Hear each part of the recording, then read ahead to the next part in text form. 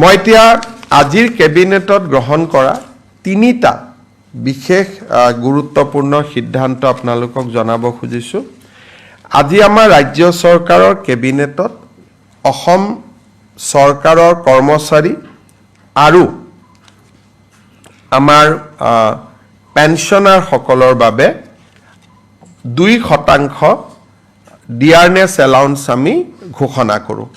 So এতিয়াৰ পৰা ৰাজ্য চৰকাৰৰ কৰ্মচাৰী পেঞ্চনাৰ সকলোৱে 2% তেওঁলোকে ডিয়াৰনেছ এলাউন্স পাব।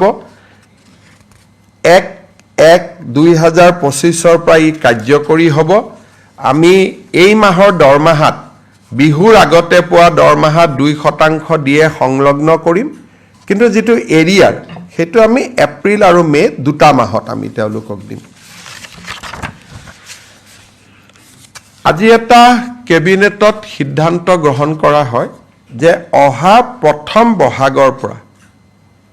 বহাগৰ পৰা চৰকাৰৰ যিমান ট্ৰান্সফাৰ অৰ্ডাৰ ওলাব, পোষ্টিং ওলাব, গাইডলাইনছ ওলাব, ৰুলছ ওলাব, ৰেগুলেশ্যন ওলাব, নটিফিকেশ্যন ওলাব, অফিচ মেমৰেণ্ডাম ওলাব, এই গোটেইবিলাকতে ইংৰাজীৰ লগতে অসমীয়াও ইয়াত সংলগ্ন কৰিব লাগিব।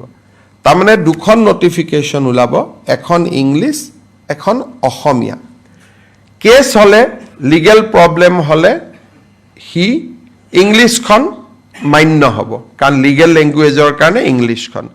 কিন্তু অসমত 1 বহাগৰ পৰাই আমি এইটো সিদ্ধান্ত লৈছোঁ যে যিমান চৰকাৰী অৰ্ডাৰ হয়, অফিচ মেমৰেণ্ডাম হয়, ৰুলছ হয়, ৰেগুলেশ্যন হয়, বিধানসভাৰ আইন হয়, যিমানবিলাক চৰকাৰী কমিউনিকেশ্যন, তাত ইংৰাজীৰ লগতে এখন অসমীয়া প্ৰতিলিপিও সন্নিৱিষ্ট কৰিব লাগিব। ইংৰাজীখন থাকিব, ইংৰাজীৰ লগত অসমীয়া এটা কপি থাকিব। বৰাক উপত্যকাত বেংগলী থাকিব, বিটিআৰত বড়ো থাকিব অতিৰিক্তকৈ।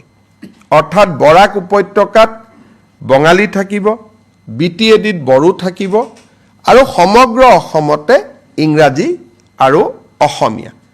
এই ব্যৱস্থাটো আজি কৰা হৈছে, আৰু সদৌ অসম ছাত্ৰ সন্থাৰ লগত আমাৰ আলোচনা হৈছিল।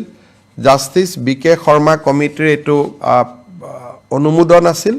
ৰাজ্য চৰকাৰে অহা 1 এপ্ৰিলৰ পৰা কাৰ্যকৰী হোৱা কৰি 15 এপ্ৰিল 1 বহাগৰ পৰা কাৰ্যকৰী হোৱাকৈ ইয়াক ৰূপায়ণ কৰাৰ বাবে নিৰ্দেশ দিছে।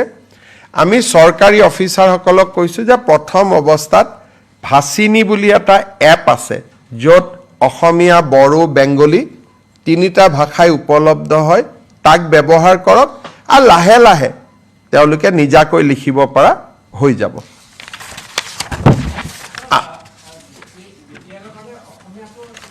ইংলিছ আৰু অসমীয়া গোটেই অসমৰ কাৰণে, বিটিআৰৰ কাৰণে বড়ো, বৰাক ভেলীৰ কাৰণে বেংগলী, যিটো আজি চলি আছে, তাত কোনো আৰু বেলেগ নহয়। আমি যিটো আজি যি ধৰণে চলি আছে বিটিআৰত, বা আজি যি ধৰণে বৰাক উপত্যকাত চলি আছে, সেইটোৱে চলি থাকিব। বৰাক উপত্যকাত বেংগলী চলে, বিটিআৰত বড়ো চলে, বিটিআৰত অসমীয়াও চলে। গতিকে আৰু গোটেই অসমতে ইংৰাজী আৰু অসমীয়া।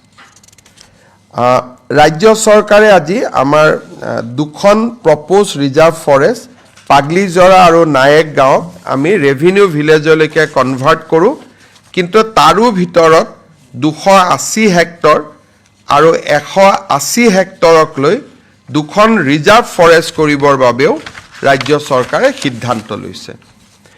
এতিয়া তৃতীয় এটা ইম্পৰ্টেণ্ট সিদ্ধান্ত আছিল, আমাৰ অসমত যিবিলাক ফৰেনাৰ্ছ ট্ৰিব্যুনেল আছে, তাতে বহুত কেছ পেণ্ডিং হৈ আছে।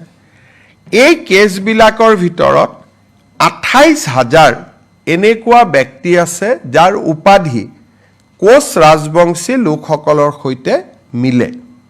অৰ্থাৎ 28,000 কোচ ৰাজবংশী লোকে আজিও বিদেশীৰ এটা অপমান লৈ তেওঁলোকে ট্ৰিব্যুনেলত কেছ খেলি আছে।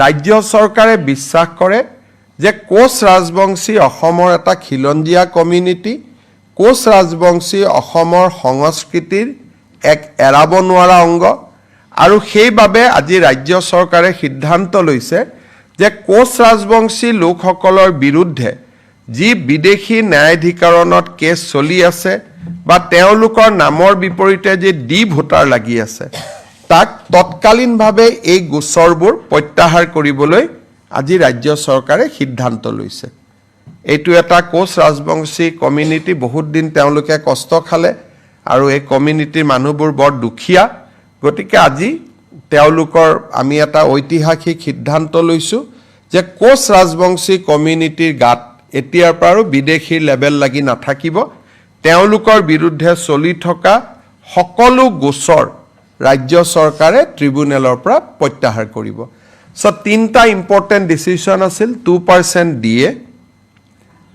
সেকেন্ড ইম্পৰ্টেন্ট ডিসিশন আছিল যে অসমীয়া ভাষাৰ প্ৰয়োগ বৰাকত বেংগলী বিটিএডিত বডো আৰু কোচ ৰাজবংশী কমিউনিটিৰ পৰা বিদেশী বুলি যি তেওঁলোকৰ ওপৰত গোচৰ চলি আছিল তাৰ আনুষ্ঠানিক প্ৰত্যাহাৰ এই তিনটা গুৰুত্বপূৰ্ণ সিদ্ধান্ত আজি কেবিনেটে লয় লগত মথাউৰি কমিটিটো এটা সুদূৰ প্ৰসাৰী ভৱিষ্যতৰ দিনত এটা অত্যন্ত সুস্থ সিদ্ধান্ত হ'ব বুলি মই আশা কৰিছো